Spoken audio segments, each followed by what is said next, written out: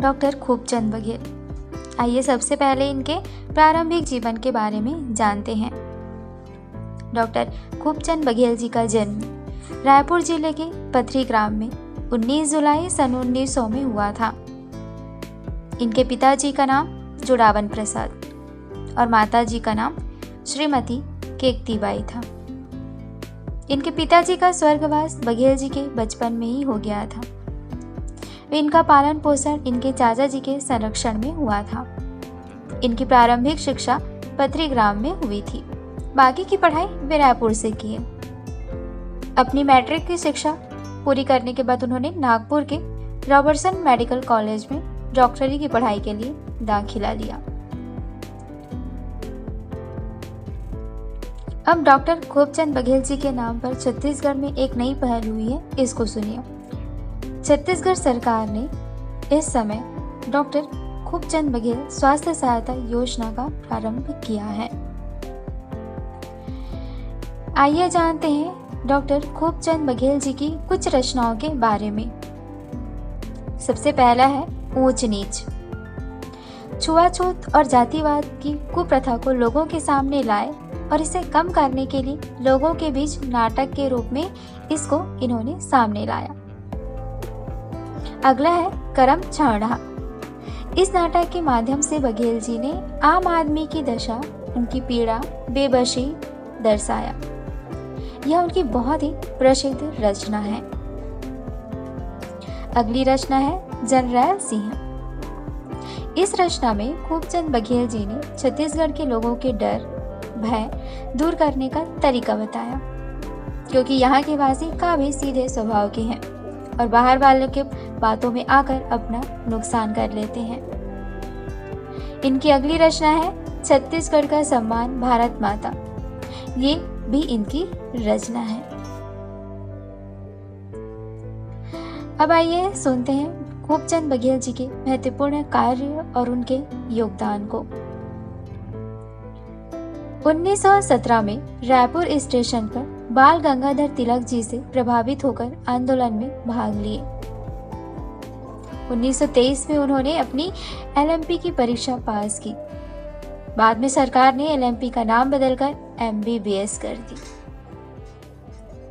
1923 में झंडा सत्याग्रह में भाग लेकर गांधी जी का सहयोग किया। 1925 रायपुर में असिस्टेंट मेडिकल ऑफिसर के रूप में कार्यरत थे।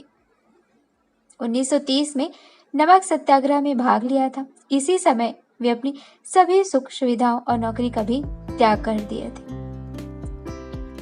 1932 में बघेल जी की पत्नी और माता जी भी जेल गईं। साथ ही बघेल जी भी पुनः जेल गए और सविनय अवज्ञा आंदोलन के रूप में सक्रिय रहे। 1933 में गांधी जी के द्वारा चलाए गए अछूतों के उदर के कार्य में बघेल जी उनके साथ पूर्ण रूप से जुट गए थे। 1935 में ऊंच नीच नाटक की रचना करके अनंतराम बरछिया की पीड़ा को सार्थक अभिव्यक्त किया था।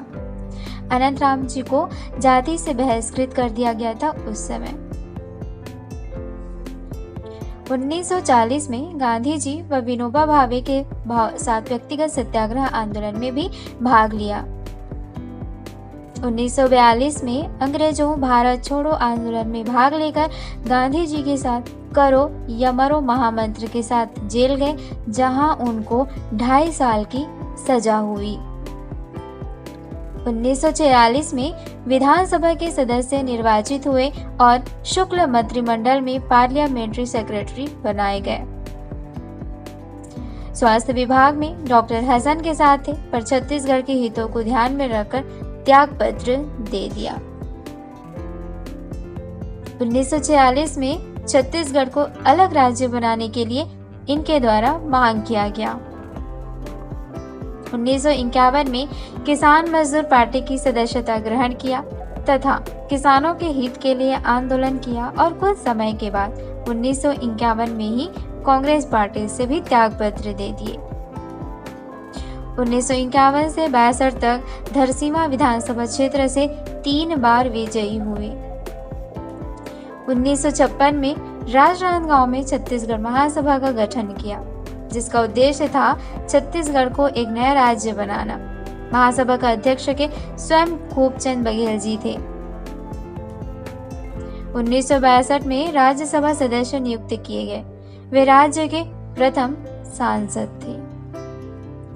1967 में भारतीय संघ का गठन किया और बघेल जी स्वयं अध्यक्ष बने।